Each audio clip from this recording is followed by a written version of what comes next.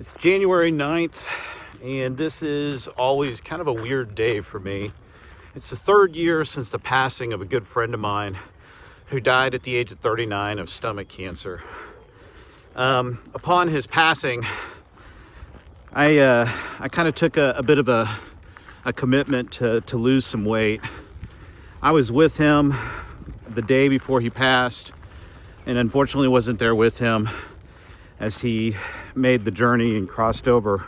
But I had probably one of the last compelling, lucid conversations with him while he was in hospice. And it really kind of got me thinking about really just how fragile life is and everything that I need to do to not only be a better person, a better husband, a better father, and a better friend, but also what I needed to do to lose weight. At the time, I was 250 pounds, which wasn't quite the heaviest that I've been in my life, but certainly right up there. And that year, I managed to drop all the way down to 207. Since COVID hit, about this time last year, I actually climbed back up to 233. And today, I'm currently at 217. So I have a little bit of weight to lose still, and I feel pretty committed to get it done.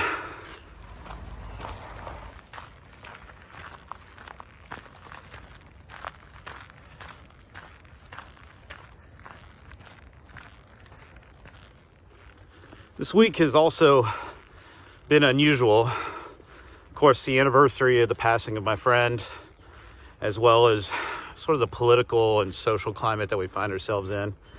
You can imagine hiking around in full camo right now certainly gives you quite a few weird looks.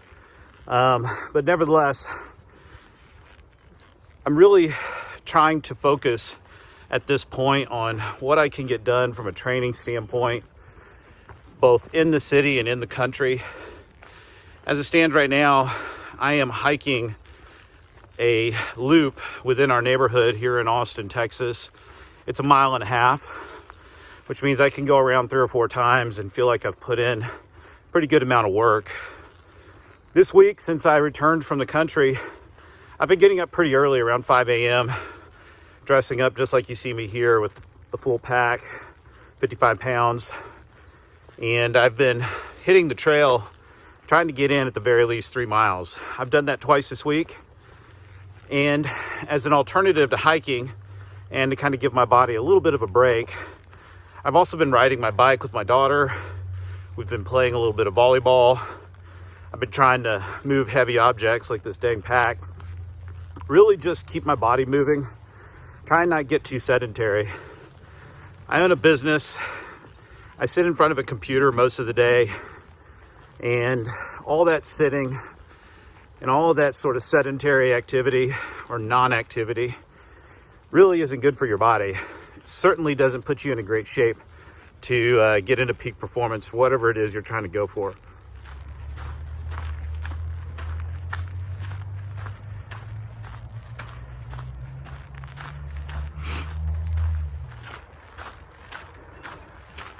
So you'll notice I don't have my rifle and I don't have my bow on my back for obvious reasons.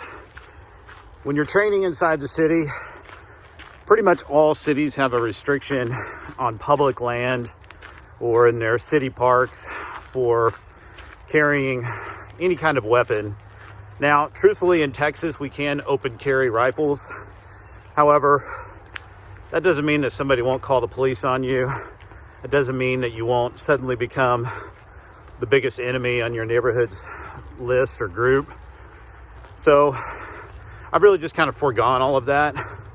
Instead, I have my backpack filled with a couple containers of water, some gear, and I took a 25-pound kettlebell and I stuffed it down into the rifle scabbard to kind of give me that, that same heavy weight that's distributed a little bit higher than the bottom of my pack. I plan on adding weight over time, but since my upcoming hunts don't really involve me carrying a tremendous amount of weight, I don't really plan on going full bore just yet. Instead, I'm really just getting my body acclimated to this activity, giving it an opportunity to adjust to a weighted hike, really trying to break in this gear, find out what I like about it, find out what I need to adjust, and additionally, just take as long as I possibly need to build up all the stabilizer muscles in my body that tend to get worked out and really stressed when you do this kind of activity. You can hear the cars passing by right now, and as you walk through neighborhoods and as you walk by busy streets, it's really interesting to see the kinds of looks you get. Again, given what's happened this week, a lot of people think there's some sort of paramilitary, which is kind of amusing and sad at the same time.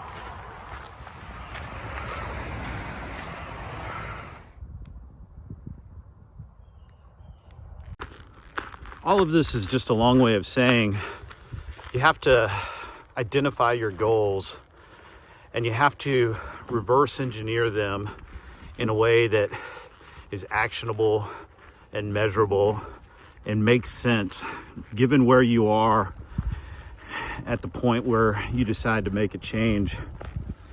If you try and set some really audacious goals, it's going to be pretty difficult to achieve those if you don't have a plan to get there. Ultimately, if the audacious goal that you've set for yourself, for example, hunting in Kodiak, if that's something that you really want to do, you have to give yourself enough time and put in the work to get there.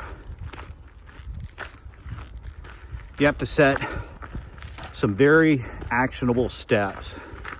And the best way to do that is to think of that goal, think of the things that you need when you achieve that goal, what it will take to get there, and then work backwards to figure out how you can take baby steps towards that goal.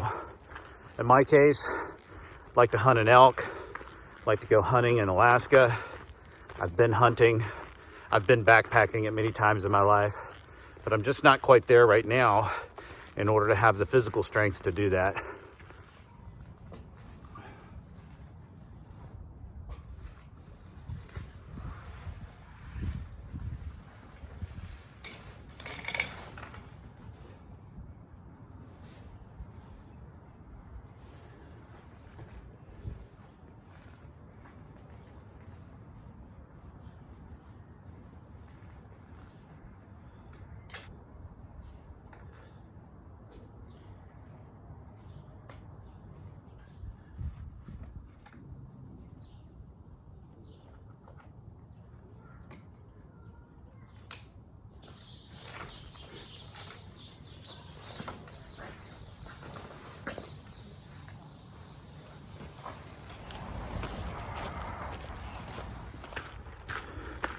Another example of an actionable goal, something that's realistic for most anybody, is losing weight.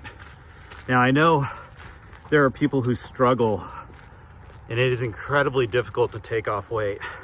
There may be some metabolic dysfunction, some hormonal imbalances, but ultimately, one of the things that you have to consider is, what is your goal? What is realistic, and how can you get there to achieve that goal? If you're suffering or struggling with some sort of medical difficulties that makes it impossible to lose weight, then the steps to take to get there would be obviously consulting with a doctor, getting on some sort of a regimen that's going to be gentle on your body, that's going to help you find some balance, maybe restore some equilibrium with your system. I know that's easier said than done.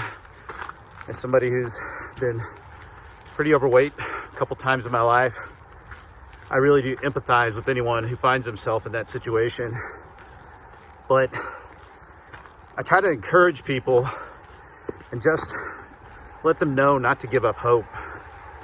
You really owe it to yourself You deserve to be at the weight that you want to be.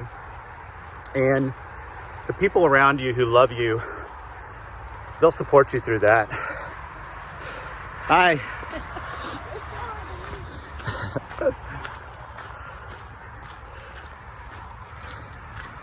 I love passing people on the trail.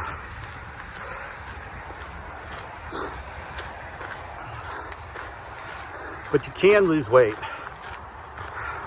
For those people who aren't suffering from metabolic or hormonal or health conditions, the old saying is, six-pack is made in the kitchen. And that's the truth. You could do all the exercise in the world, lift all the weights, but if you don't get some control over your diet, you'll never really get to that shape or that level that you want to be. When I was at 250 and my friend passed away, I lost 100% of my weight by controlling my diet. Now, there are all kinds of people out there that will try and push some sort of diet on you. There are all kinds of people out there who will try and sell you some secret weight loss plan that involves prepackaged foods. I really don't have much comment on that. I know some people have really achieved great success through that. And if that works for you, then you should do it.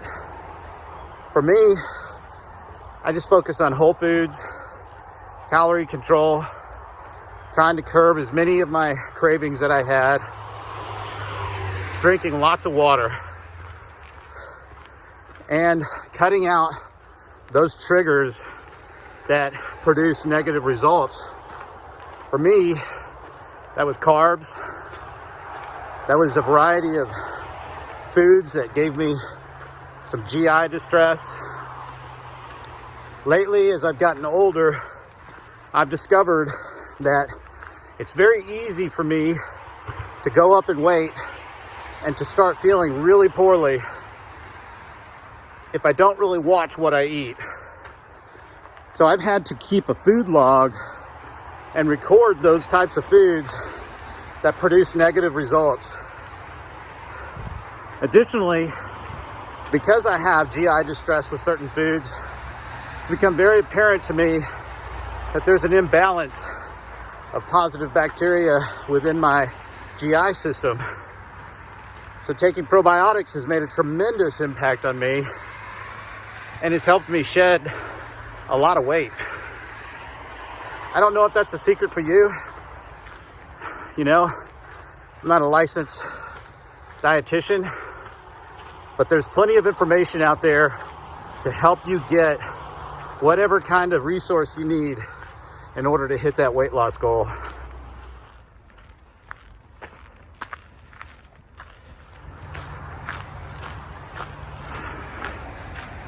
So with it being January, this is the time of year when a lot of people create their resolutions. I kind of take issue with resolutions. They tend to be aspirations or hopes, sort of a vague objective that people have in mind that they want to achieve for the year. And understandably, they go in with quite a bit of energy, quite a bit of initiative to get that done. And somewhere around March or April, they start to fall off. Me personally, I'm no different in that I'm setting objectives, but I set goals.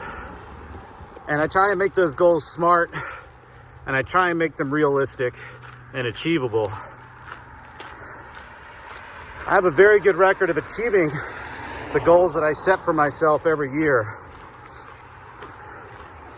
And that's because of the steps that I take in planning those goals and figuring out a path to succeeding them, and then staying committed to that plan. As you're looking at this new year, and as you're thinking about where we find ourselves as a society with this pandemic and with the political turmoil and all the infighting between parties and friends and family members. Think about this higher self that you want to become, and think about how you can get that done, regardless of the circumstances that you find yourself in right now. You can truly do that. You believe in yourself, and you find that path, and you make that plan, and you stick to it. In my case, I've got at least another lap to do here to get to where I want to be today. I didn't want to make an excuse that because I'm in the city, I can't train for a hunt, even though the gyms are closed or it's not safe to go to a gym, even though people might give me weird looks because I'm walking around in camouflage, even though I have my child and my wife at home. I'm out here humping it because I really want to get to where I need to be by the end of this year.